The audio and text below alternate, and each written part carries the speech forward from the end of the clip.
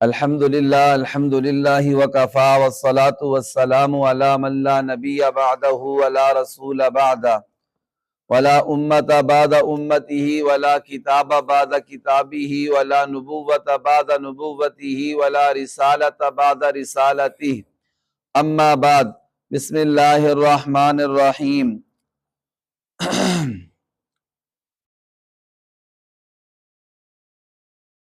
وعن بريدة رضي الله عنه قال خطب أبو بكر وعمر فاطمة فقال رسول الله صلى الله عليه وسلم إنها صغيرة ثم خطبها علي فزوجها منه رواه النسائی رحمہ اللہ تعالی۔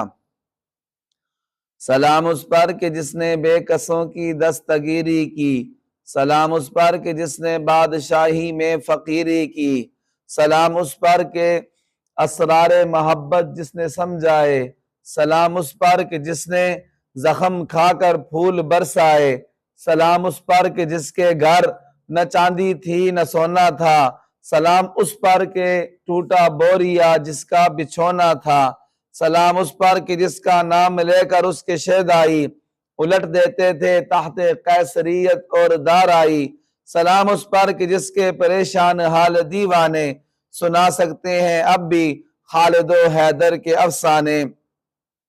دمکتا رہے تیرے روزے کا منظر، سلامت رہے تیرے روزے کی جالی، دمکتا رہے تیرے روزے کا منظر، سلامت رہے تیرے روزے کی جالی، ہمیں بھی عطا ہو وہ شوق ابو ذر، ہمیں بھی عطا ہو وہ جذبہ بلالی۔ میرے معزز سامعین و ناظرین اکرام، آج 14 جنوری 2025 13 رجب المرجب 1446 ہجری کے اس درس حدیث میں نے آپ کے سامنے ایک حدیث پاک پڑھی ہے جو حضرت بریدہ اسلمی رضی اللہ تعالی عنہ سے روایت ہے۔ یہ وہی بریدہ ہیں جنہوں نے حضور صلی اللہ علیہ وسلم سے حضرت علی المرتضیٰ شیر خدا کی شکایت کی تھی۔ آج دیکھیں اس حدیث پاک میں یہی حضرت علی کی فضیلت بیان کر رہے ہیں۔ صحابہ اکرام رضوان اللہ تعالی علیہم اجمعین زبان کے بھی سچے تھے اور دل کے بھی سچے تھے، جو بات دل میں ہوتی تھی وہ زبان سے کہہ دیتے تھے، لیکن دل سے کسی سے بغض حسد دشمنی نہیں رکھتے تھے۔ یہ اس بات کی واضح نشانی ہے کہ جو بات تھی وہ حضور سے کہہ دی، اور لیکن جو فضیلت تھی حضرت علی کی وہ بھی بیان کی۔ فرماتے ہیں کہ ایسا ہوا کہ حضرت ابو بکر اور حضرت عمر رضی اللہ تعالی عنہ نے حضور صلی اللہ علیہ وسلم کے گھر حضرت فاطمہ رضی اللہ تعالی عنہ کا رشتہ بھیجا اپنے لیے۔ حضرت ابو بکر رضی اللہ تعالی عنہ نے بھیجا رشتہ، تو اور پھر حضور صلی اللہ علیہ وسلم خاموش رہے، اور پیارے نبی صلی اللہ علیہ وسلم نے ایک روایت میں آتا ہے کہ کوئی جواب نہیں دیا، ایک میں یہ آتا ہے فرمایا کہ لم ینزل القضاء، ابھی اللہ تعالیٰ کا فیصلہ نہیں آیا، اور ایک روایت میں یہ بھی آتا ہے کہ حضور صلی اللہ علیہ وسلم خاموش رہے، تو پھر حضرت عمر رضی اللہ تعالیٰ عنہ نے رشتہ بھیجا، تو حضرت عمر رضی اللہ تعالیٰ عنہ کی دفعہ بھی حضور خاموش رہے۔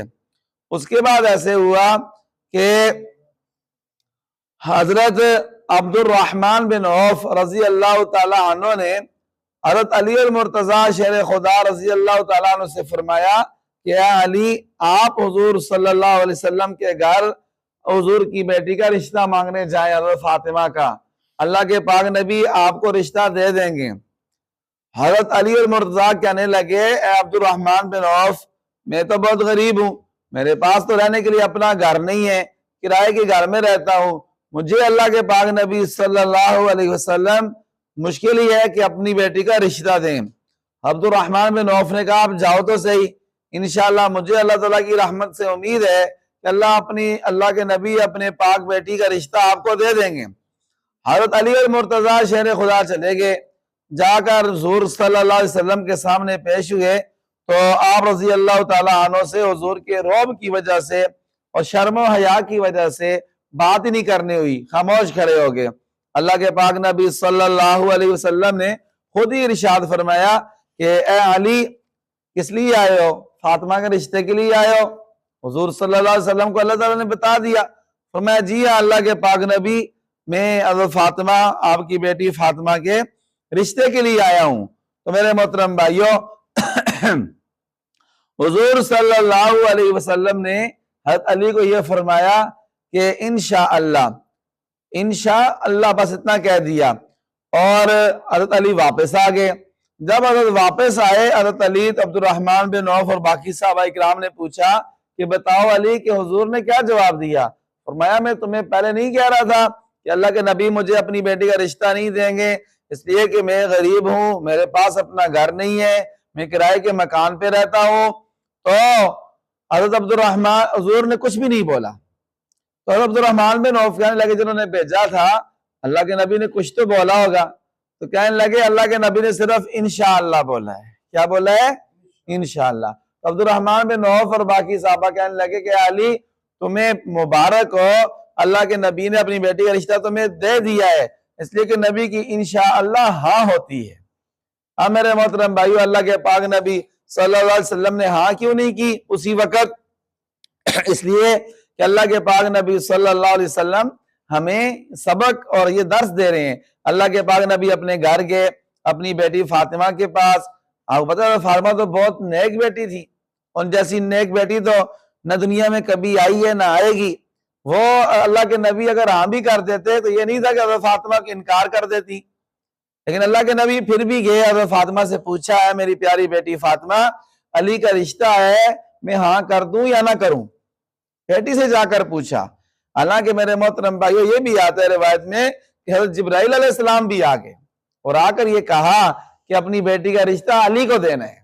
حضور فرماتے ہیں میں نے کبھی کسی عورت سے نکاح نہیں کیا اور کبھی کسی بندے کو اپنی بیٹی نکاح کر کے نہیں دی جب تک اللہ کا حکم نہیں آ گیا۔ جو بھی میں نے شادی کی ہے وہ اللہ کی طرف سے وہی آئی ہے کہ فلاں عورت سے آپ شادی کریں، اور جو بھی میں نے بیٹی کا رشتہ دیا اللہ کی طرف سے حکم آیا ہے کہ اپنی بیٹی کا رشتہ فلاں بندے کو دیں۔ لیکن پھر بھی اللہ کے پاک نبی حضرت محمد مصطفیٰ نے اپنی بیٹی سے پوچھا، اور اس میں ہمیں یہ سبق ہے کہ جب بھی ہم اپنے بیٹوں کا رشتہ کریں یا بیٹیوں کا خاص طور پر رشتہ کریں تو جہاں بھی رشتہ کریں پہلے ان سے پوچھ لیں، جس طریقے سے بھی ہو، گھر والوں کے ذریعے یا خود پوچھیں۔ اگر بیٹی راضی ہو، بیٹا راضی ہو تو وہاں پر ان کا نکاح کریں، شادی کرائیں۔ جہاں پر وہ راضی نہ ہو تو کسی پریشر کی وجہ سے، کسی رشتہ داری کی وجہ سے اور زور زبردستی کر کے ان کا نکاح نہ کرائیں۔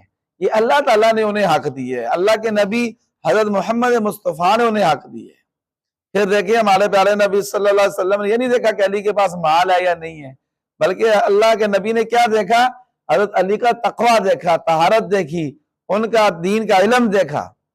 اپنا گھر بھی نہیں کرائے کہ گھر میں رہ رہے ہیں، کچھ مال بالکل بھی نہیں، لیکن پھر بھی اپنی بیٹی کا رشتہ دیا۔ کیوں؟ کہ حضور نے فرمایا کہ علی جیسا مجھے اپنے پورے خاندان میں کوئی محبوب نہیں ہے۔ جب حضرت فاطمہ نے ہاں کر دی تو پھر حضور تشریف لائے باہر، اور باغ آ کر حضرت علی کو جواب دیا کہ علی تمہارا جو ہے وہ ٹھیک ہے، میں نے اپنی بیٹی تمہیں دے دی ہے، میں نے اپنی بیٹی تمہیں دے دی ہے۔ پھر حضور صلی اللہ علیہ وسلم نے فرمایا کہ علی ایسے کرو کہ مسجد میں لوگوں کو جمع کرو۔ مسجد نبوی کا حال اس وقت کافی بڑا تھا اس وقت بھی، اور صحابہ اکرام سارے جمع ہو گئے مسجد نبوی شریف میں۔ جب جمع ہو گئے تو میرے محترم بھائیو، اللہ کے پاک نبی صلی اللہ علیہ وسلم نے 3 بیٹیوں کی شادی بہت سادہ کی، لیکن حضرت فاطمہ رضی اللہ تعالیٰ عنہ کی شادی اللہ کے پاک نبی صلی اللہ علیہ وسلم نے بہت دھوم دھام سے کی۔ ٹھیک ہے، اس سے یہ ثابت ہوتا ہے کہ نکاح کے موقع پر بالکل سادگی بھی جائز ہے اور اس پہ خرچہ کرنا بھی جائز ہے اپنی گنجائش اور توفیق کے مطابق۔ تو اللہ کے نبی نے فرمایا لوگوں کو مسجد میں جمع کرو۔ مسجد نبوی شریف کا حال سارا بھر گیا، تو نبی علیہ السلام نے سب لوگوں کو شہد کا شربت پلایا۔ سب کو کیا کیا؟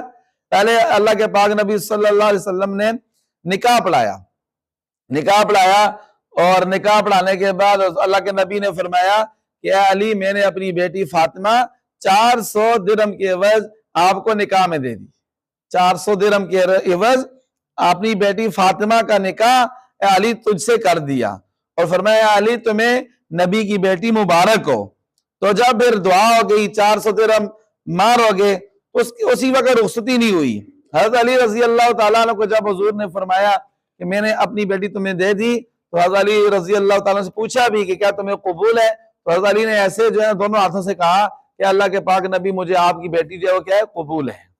پھر حضرت علی سجدے میں گر گئے، سجدے میں گر کے اللہ کا شکر ادا کرنے لگے، یہ دعا پڑھی رب اوزعنی ان اشکر نعمتک التی انعمت علی وعلی والدی، اے ربا میں تیرا شکر ادا کرتا ہوں جو تو نے مجھ پر انعام کیا، اور اپنے والدین کا بھی کیا کرتا ہوں شکر ادا کرتا ہوں۔ جب یہ دعا مانگی تو اللہ کے پاک نبی صلی اللہ علیہ وسلم نے اس دعا پر آمین کہا۔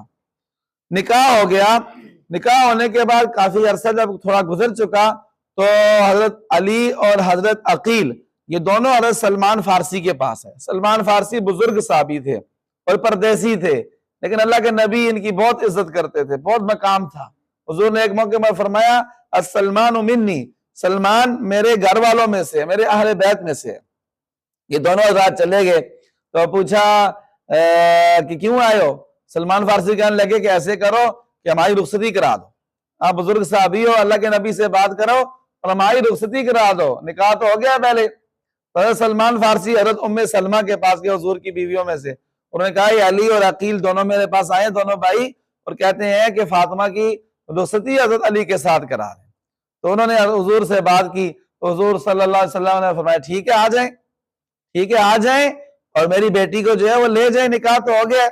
تو حضرت علی اونٹنی لے کر آئے، حضرت علی المرتضیٰ اونٹنی لے کر آئے، اور پیارے نبی حضرت محمد مصطفیٰ صلی اللہ علیہ وسلم نے اپنی ازواج مطہرات میں سے حضرت ام سلمہ اور اسی طرح حضور صلی اللہ علیہ وآلہ وسلم نے حضرت ام ایمن ان کو کہا کہ جاؤ حضرت علی کے گھر کو ٹھیک کرو۔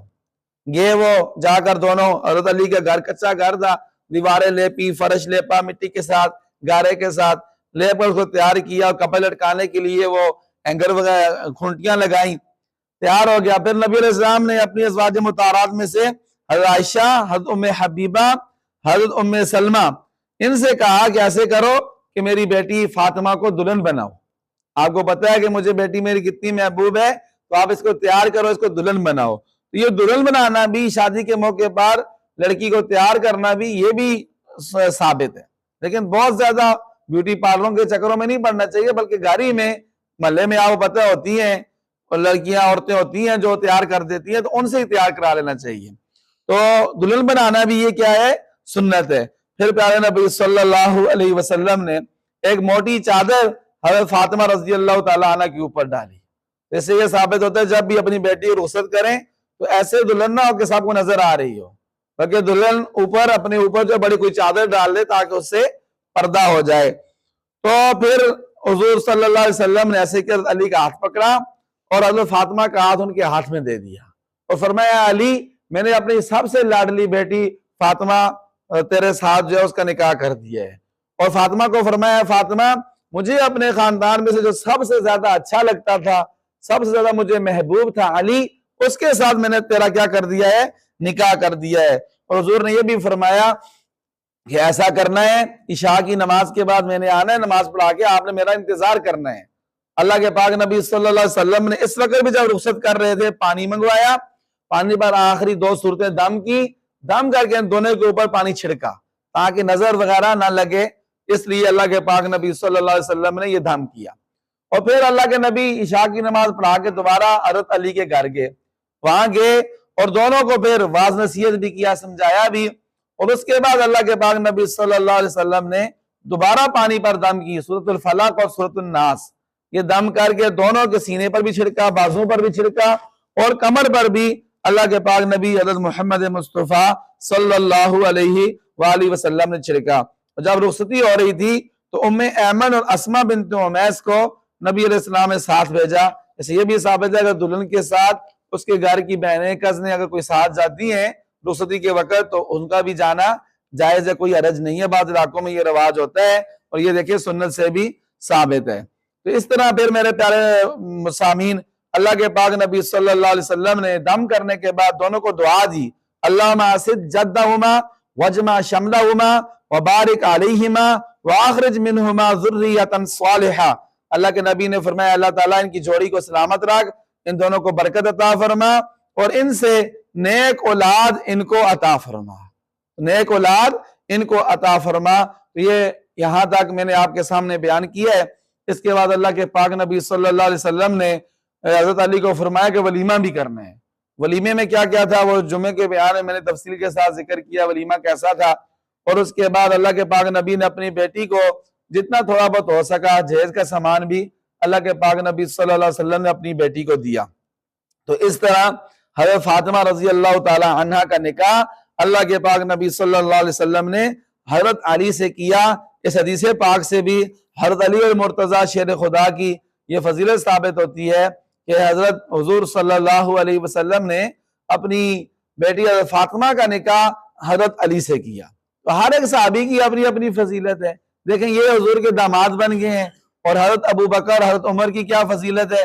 ان کی فضیلت یہ ہے کہ حضور ان کے داماد بن گئے، وہ اللہ کے نبی صلی اللہ علیہ وسلم کے سسر بن گئے ہیں۔ اور پھر حضرت عثمان غنی کی فضیلت تو اس سے بھی ڈبل ہے۔ حضرت علی تو ایک بیٹی کے داماد بنے، حضرت عثمان غنی کو اللہ تعالیٰ نے حضور کی 2 بیٹیوں کا شوہر بنا دیا، حضور کے ڈبل داماد بن گئے۔ ایک بیٹی تھی وہ فوت ہو گئی، اور پھر اللہ کے پاک نبی صلی اللہ علیہ وسلم نے اپنی دوسری بیٹی کا نکاح بھی حضرت عثمان غنی سے کر دیا۔ سارے کے سارے صحابہ ستاروں کی مانند ہیں۔ حضور نے فرمایا جس کی بھی اقتداء کرو گے تم ہدایت پا جاؤ گے۔ ہمیں یہ چاہیے کہ سارے صحابہ اکرام سارے اہل بیت سے محبت رکھیں، ان کے نقش قدم پر چلیں۔ آمین ثم آمین یا رب العالمین۔ ربنا